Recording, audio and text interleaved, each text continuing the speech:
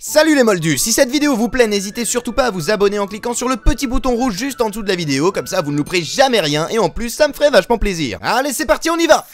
Ok papy, bon regarde un petit peu ce que j'ai trouvé la nuit dernière quand je me suis introduit dans le département des mystères, c'est incroyable. Oh mais bon sang de bonsoir, mais dis donc, il est énorme ce cochonnet. De quoi? Mais papy, mais t'es bourré ou quoi? Mais tu vois bien que c'est pas un cochonnet, enfin c'est une prophétie ça. Ah oui effectivement, oui pardon, excuse-moi, bon en même temps tu sais, moi sans mes lunettes... Bah oui mais sauf que là tu les as, tes lunettes, enfin bref on s'en fout. Parce que tu vois papy, ceci est une prophétie, mais ce n'est pas n'importe quelle prophétie. Parce que si tu regardes ce qu'il y a marqué sur l'étiquette, tu verras qu'il est écrit Xionixes, ce qui signifie que c'est une prophétie qui parle de moi. Ah bah oui dis donc, c'est fou ça, et qu'est-ce que tu crois que ça raconte alors? Aucune idée, mais en tout cas c'est super excitant. Ça veut sûrement dire qu'il va m'arriver un truc de fou, ou alors que j'ai un destin hors du commun. Peut-être même que je suis l'élu, va savoir. Eh bien ma foi, il n'y a qu'un seul moyen de le savoir. Ouais, allez on y va, écoutons un petit peu ce que cette petite merveille a à nous dire. Xionixes.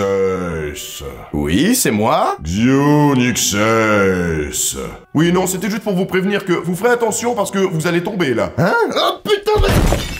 Ça va, rien de cassé? Mais qu'est-ce que c'est que cette prophétie de merde? Bah c'est pas une prophétie de merde, puisqu'il t'avait dit que t'allais te casser la gueule et c'est arrivé. Oui non mais d'accord, mais vraiment c'est tout, c'est juste ça. C'était ça mon incroyable destin qui méritait qu'on en fasse une prophétie. Mais attends, ça se trouve, il y a autre chose, on va lui demander, tiens, bah, est-ce qu'il y a autre chose? Ah non, non, moi je vous ai dit tout ce que je savais, c'est fini là. Vous pouvez même carrément le jeter à la poubelle maintenant parce que je sers plus à rien. Bah du coup maintenant on peut s'en servir comme cochonnet. Ah oui, oui, si vous voulez, y a pas de problème. Ok, c'est officiel, à partir de maintenant, je déteste les prophéties.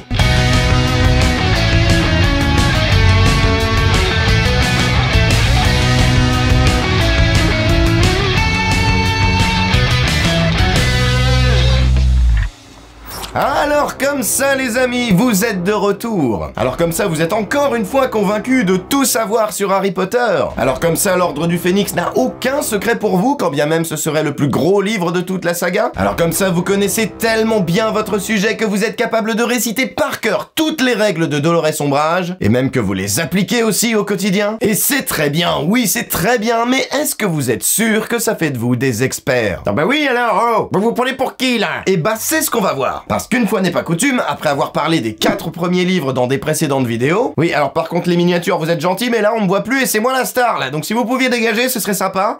Voilà, merci, c'est beaucoup mieux. J'ai encore une fois envie de vous apprendre quelques trucs. Des trucs que j'ai trouvé vachement sympas et qui à mon avis vont vraiment vous intéresser, parce que j'ai fait mes petites recherches et je pense bien avoir réussi à dénicher 20 anecdotes que vous n'avez jamais entendues sur Harry Potter et l'Ordre du Phénix. Et vraiment je pense que ça va vous plaire. Alors après bien évidemment comme mon but à moi ça va être de vous surprendre avec cette vidéo, et de vous apprendre 20 trucs que vous connaissiez pas, à la fin de la vidéo pensez à me dire quelle est votre note sur 20 dans les commentaires, histoire que je sache un petit peu si j'ai remporté mon défi ou pas. Même si pour tout vous dire, en ce qui me concerne, je crois que j'ai déjà gagné, hein. Parce que je le sais, je le sens au plus profond de moi que voici 20 révélations que vous n'avez jamais entendues sur Harry Potter et l'Ordre du Phénix. Numéro 1. Tout d'abord, est-ce que vous saviez qu'un membre de la famille royale d'Angleterre avait participé à la création du film? Et ouais, rien que ça, ouais. Et il s'agit de nul autre que de Lady Rose Windsor. Et si son nom ne vous dit peut-être pas grand-chose, dites-vous qu'elle est tout simplement la fille de Richard de Gloucester, Ah t'es chouette? qui est lui-même le cousin germain de la reine Elisabeth II. Donc c'est pas si loin que ça de la reine d'Angleterre en fait, peut-être bien qu'elles se connaissaient vachement bien les deux mêmes. C'est pas comme si on parlait d'une lointaine cousine au 600e degré. Elle est quand même de sa famille plutôt proche et elle a participé à l'Ordre du Phénix. Mais attends, mais c'est dingue ça, et alors quand est-ce qu'on la voit dans le film? Oui alors attention, parce que j'ai dit qu'elle avait participé, mais j'ai pas dit qu'elle avait joué dedans. Et le fait est qu'on ne la voit pas, elle était pas actrice, elle était même pas figurante, elle était assistante au département artistique. Et petit bonus, il se trouve qu'elle s'est pas arrêtée à l'Ordre du Phénix, puisqu'elle a participé aussi au film suivant, Le Prince de Sang Mêlé. Comme quoi Harry Potter c'est vraiment une fierté nationale en Angleterre. Parce que visiblement, même la famille royale avait envie de participer. Et mine de rien, bah c'est quand même vachement classe. Numéro 2.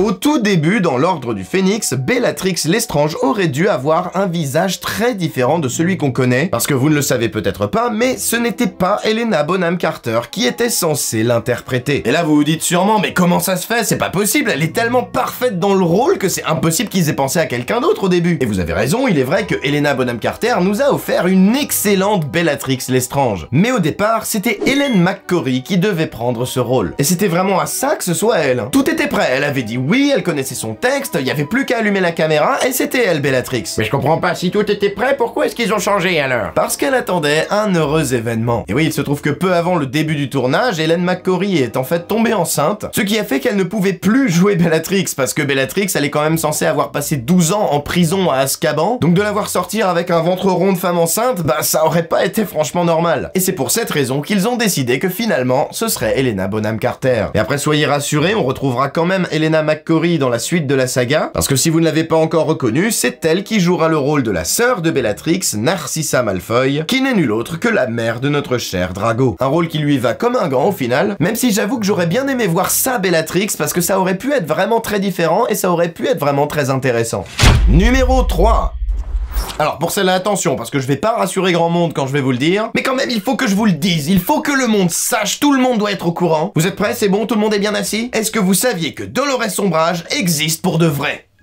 Et je parle pas de l'actrice là, hein. Non, je parle bien du personnage là. Bah oui, bien sûr que je le savais, c'est ta grand-mère. Attends, quoi, pardon? Mais non, mais je rigole, mais même s'il y a des points communs quand même, il faut reconnaître aussi, quand même, un peu. Parce que cet odieux personnage qu'on déteste tous, parfois même beaucoup plus que Voldemort lui-même, est inspiré d'une personne que J.K. Rowling a vraiment connue. Ah, génial, il y a vraiment des gens comme ça alors. Une personne qui d'après elle la détestait ouvertement et qu'elle détestait elle aussi en retour, même si elle avoue ne jamais avoir vraiment su pourquoi il y avait tant de haine entre elles. En fait, si je résume, c'est vraiment une histoire du ta tête me revient pas alors je t'aime pas quoi. Et le moins qu'on puisse dire c'est que si c'est vraiment elle qui a servi de modèle pour créer un personnage comme Dolores Sombrage, c'est qu'elle devait vraiment sacrément la détester, effectivement, ouais. D'ailleurs moi ça me traumatise toujours de savoir que j'ai le même anniversaire que Dolores Sombrage, parce qu'elle est née le 26 août, comme moi. Oh non merde papy, moi aussi j'ai des points communs avec Ombrage. Eh ben voilà, tu vois ça m'étonne pas, t'es le digne petit-fils de ta grand-mère. Numéro 4.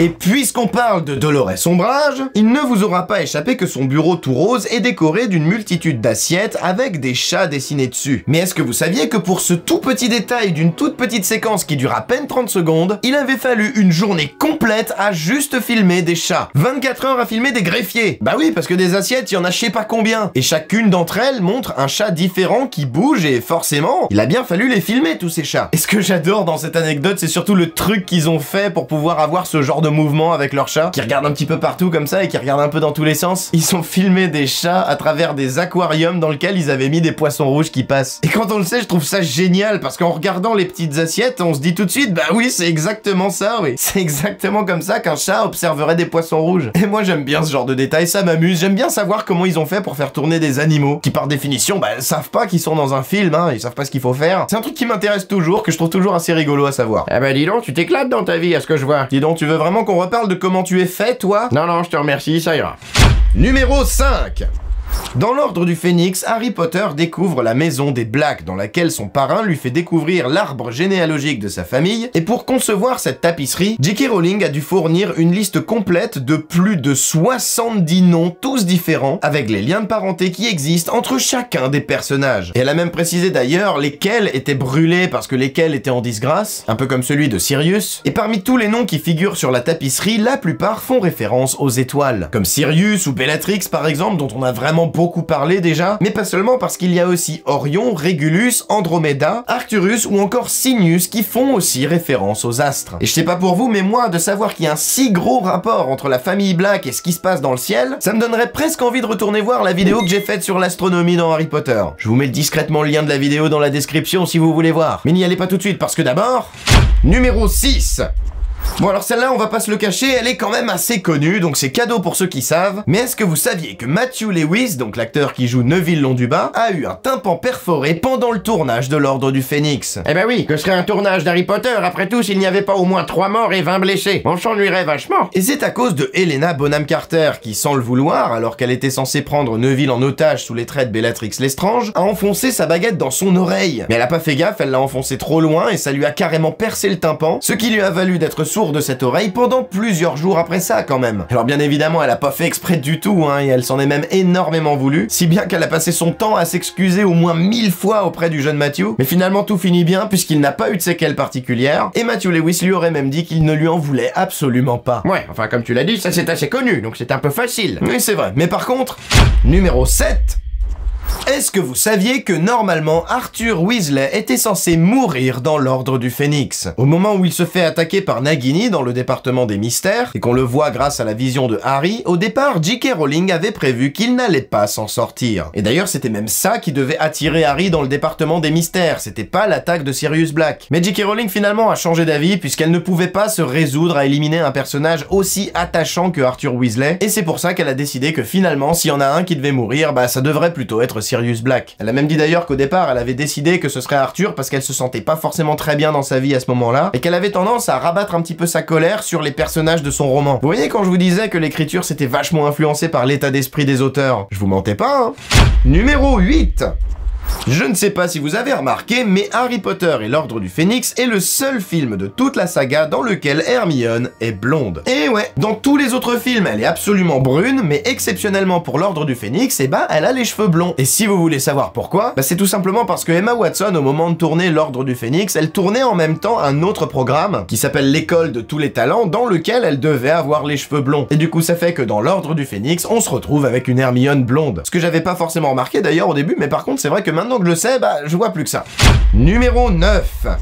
Alors celle-là, j'avoue que c'est une de mes préférées, j'adore ce genre d'anecdotes. Celles qui font partie des petits détails cachés qu'on n'aurait pas forcément vus, mais qui, une fois qu'on les a vus, c'est absolument génial. Quand Harry et Arthur se rendent au ministère de la magie au début du film, ils utilisent une cabine téléphonique qui s'enfonce dans le sol. Bon, jusque-là, je pense que tout le monde voit de quoi je parle. Et le code pour activer la cabine magique est le suivant, 62442. Ce qui, si on regarde sur un clavier de téléphone de l'époque, revient à écrire avec les lettres qui correspondent le mot magic. Parce que oui, les enfants, avant, quand on voulait écrire des SMS, eh bien il fallait utiliser le clavier numérique de votre téléphone, en appuyant 3 fois sur le 2 pour faire un C par exemple. Et si vous le saviez, soyez alors le bienvenu dans notre immense famille que nous appelons communément les vieux. Ouais, j'avoue que je suis pas sûr que les jeunes ils la comprendront celle-là, mais pour nous les vieux, eh ben on voit de quoi on parle. Numéro 10. Et c'est loin d'être le seul clin d'œil que vous pouvez voir dans l'Ordre du Phénix. Car vous le savez, lors de leur 5e année, les élèves de Poudlard sont censés passer leurs premiers examens, que l'on appelle les buses, ou Owls en anglais. Et après en 7e année, ils passent aussi les aspics. Mais est-ce que vous saviez que ce système d'examen est inspiré du véritable système d'examen des jeunes élèves anglais? Puisque eux aussi, ils ont des examens à passer à peu près aux mêmes années qu'à Poudlard. Un petit peu l'équivalent du brevet et du bac chez nous. Et je suis d'accord, pour l'instant c'est nul. Xio, qu'est-ce que tu nous fais là? C'est quoi cette anecdote? C'est pourri. Mais attendez, calmez-vous, vous allez voir, ça va venir. Parce que là où ça devient rigolo, c'est que le premier examen qui passe, l'équivalent du brevet chez nous, s'appelle chez eux l'examen de niveau ordinaire, qu'ils appellent souvent par l'abréviation O-Level. Ce qui fait que les buses dans Harry Potter, qui, je le rappelle en anglais, s'appellent les Owls, qui veut aussi dire chouette d'ailleurs, est littéralement une parodie du nom de l'examen, O-Level Owl. Et ça, franchement, je suis pas sûr que vous le saviez, à mon avis, vous l'aviez jamais remarqué. Non, parce que sans deck, il faut le savoir quand même. Papy, qu'est-ce que t'en penses? On est rien à secouer. Cool. Numéro 11. Et le moins qu'on puisse dire, c'est que Harry Potter et l'Ordre du Phénix ne manquent clairement pas de parodie, parce que si vous êtes très attentif, est-ce que vous aviez remarqué qu'il y a aussi une boîte de céréales qui est une parodie des céréales Cheerios? Sérieux, qui se souvient des Cheerios? Moi perso, j'étais plus team Miel Pops, mais les Cheerios, franchement, ah c'était quelque chose, hein. Et on en voit une parodie dans Harry Potter. Et elle est juste ici, là, regardez, on peut voir dans la grande salle une boîte de céréales de la marque Cherry Owls. Encore une référence aux chouettes d'ailleurs, tiens. Mais surtout un magnifique détournement des Cheerios, et regardez, même la boîte ressemble vraiment beaucoup à celle des Cheerios. Et puisqu'on y est, bah, si vous êtes curieux, vous pouvez aussi vous amuser à trouver le logo de Starbucks caché dans la tapisserie des Blacks, qui se trouve juste ici, regardez, il est là. Bon, il est stylisé pour bien s'incruster dans la tapisserie des Blacks, mais mine de rien, c'est exactement ça. Logo de Starbucks qui représente d'ailleurs, si vous ne le saviez pas, une déesse nigérienne qui s'appelle Yemoja, et qui serait, d'après la légende, tout simplement ni plus ni moins la mère de toutes choses. Ce qui fait, si je ne m'abuse, 3 révélations au lieu d'une au bout du compte. Ah bah franchement, vous pourrez pas dire que vous êtes pas gâtés aujourd'hui. Numéro 12. Est-ce que vous saviez que la salle des prophéties que l'on voit à la toute fin du film est le tout premier décor de la saga intégralement réalisé en images de synthèse? En même temps, c'est normal, hein, parce qu'il avait bien été question de le faire pour de vrai au départ, mais sauf qu'ils se sont vite rendus compte que s'ils voulaient faire une vraie salle des prophéties vraiment comme dans le bouquin, bah ça voulait dire qu'il fallait trouver 15 000 boules de cristal à entreposer comme ça sur des étagères immenses. 15 000 boules de cristal, oui. Donc voilà, déjà c'est pas évident, mais surtout les avoir en vrai, ces boules de cristal, et bah ça voulait dire aussi risquer de les péter péter à n'importe quel moment, dès qu'on fait un geste brusque en passant à côté, ou alors surtout dès qu'on déplace les étagères pour avoir un angle de caméra très précis. Comme c'est une scène de baston, c'est une scène qui est quand même assez péchue, assez dynamique, le risque de péter les boules de cristal était quand même assez grand. Et donc pour pallier à ce problème, ils se sont dit bah vas-y, tu sais quoi, on va le faire en image de synthèse, on va faire ça sur le fond vert, comme ça au moins on cassera rien. Hop, et voilà, regarde si je sais pas beau, je suis pas dans une magnifique salle des prophéties là. Mais bien sûr que si, tout le monde y croit, on y voit que du feu. Bon ouais, j'avoue, ils ont un petit peu plus de moyens que moi à la Warner, mais mine de rien, c'était pas si mal, hein. Surtout qu'en fin de compte, ça rend vraiment très bien. Numéro 13. L'une des scènes qui à l'époque était l'une des plus marquantes et les plus attendues des fans de Harry Potter était sans nul doute la scène du baiser entre Harry et Cho Chang. C'est le moment où on voit Harry vivre sa première romance avant de se mettre avec Ginny, et c'était aussi la scène que Daniel Radcliffe a le plus redouté au tournage. Parce que forcément quand on est un jeune acteur en pleine adolescence, bah je comprends que ce soit un petit peu gênant de devoir embrasser une autre actrice devant toute une équipe de tournage et avec une caméra braquée sur toi. Mais bref, c'est pas ça l'anecdote que je voulais vous raconter. Juste après la scène du baiser, on retrouve Harry dans la salle commune de Gryffondor en train de raconter tout ça à Ron et Hermione, et à la fin de la scène, on peut voir les trois amis éclater de rire quand Hermione dit à Ron qu'il a la capacité émotionnelle d'une petite cuillère. Excellente réplique d'ailleurs, que je sors tout le temps à tout le monde. Mais est-ce que vous saviez que cette séquence n'était absolument pas prévue à la base? C'est un vrai éclat de rire qui n'était pas du tout dans le script au début. À ce moment-là, les acteurs, ils étaient pas du tout en train de jouer, ils étaient vraiment en train d'éclater de rire pour de vrai. Mais c'était tellement dans le ton de la scène que David Yates finalement a décidé de garder quand même le truc au montage, parce qu'il trouvait que ça rendait super bien. Et moi j'avoue que je trouve pas ça plus mal parce que ça permet au moins de finir la scène sur une dimension un petit peu plus drôle. Ça remet de la complicité entre les personnages, là où si ça s'était arrêté avant, bah ça se serait juste arrêté sur Hermione qui balance une torpille à Ron et puis allez hop on passe à autre chose. Donc oui c'était une impro, même pas vraiment une impro d'ailleurs, c'était vraiment spontané, et ça je pense que vous le saviez pas. Numéro 14.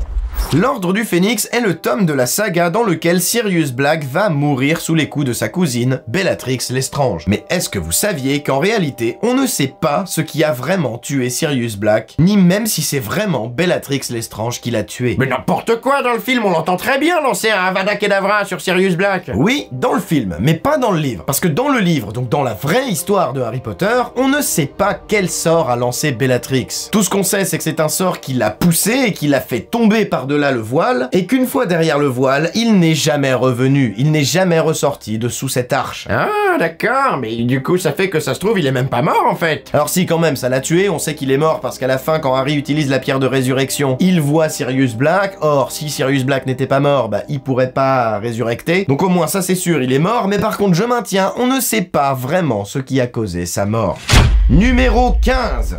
Comment parler de Harry Potter sans parler au moins une fois de baguette magique? Et en l'occurrence de celle de Voldemort. Parce qu'elle est très reconnaissable, mine de rien, toute blanche comme ça, avec cette espèce de crochet en haut. C'est vraiment une baguette unique et identifiable au premier coup d'œil, je trouve. Mais est-ce que vous saviez que si elle a ce crochet, justement, au bout, ce n'était pas pour une raison esthétique à la base, mais pour une raison purement pratique? Parce qu'en fait, l'acteur qui joue Voldemort, donc Ralph Fiennes, il avait tendance à tenir sa baguette un petit peu comme ça, avec le plat de la main. Sauf que quand il faisait des mouvements un petit peu rapides, et bah la baguette elle avait tendance à tomber. Et donc pour que ça n'arrive plus, il a demandé aux équipes du film de lui faire ce petit crochet pour que justement il puisse un peu mieux caler la baguette et faire en sorte qu'elle ne tombe pas quand il fait ce genre de mouvement. Ce qui est quand même vachement bien pensé parce que quand on regarde, le crochet au final ça rappelle carrément le crochet d'un serpent. Mais à la base c'était pas du tout prévu, ça devait juste ressembler à un os et puis c'est tout. Et c'est donc ainsi qu'est née la légendaire baguette de Lord Voldemort.